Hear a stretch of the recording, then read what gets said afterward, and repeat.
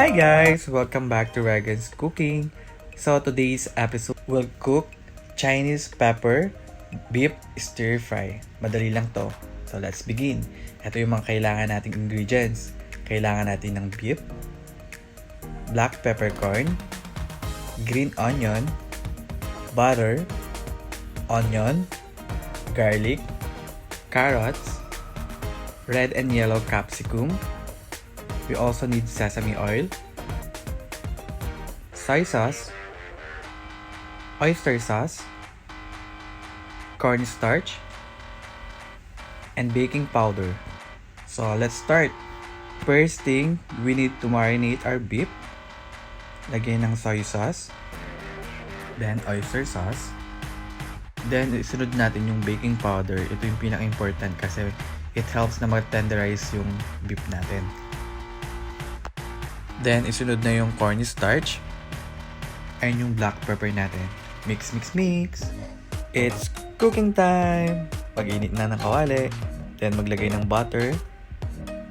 Isunod mo na yung garlic,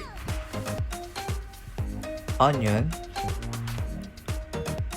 Mix, mix, mix again.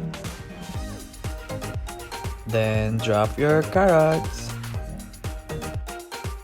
Don't overcook your carrots. Pag medyo malambot na yung carrots, pwede mo nang isunod yung karne. Lagyan mo na rin ng paminta and sesame oil. Mix, mix, mix. So wait mo lang mag-caramelize yung beef and ready ka na. Drop your capsicum.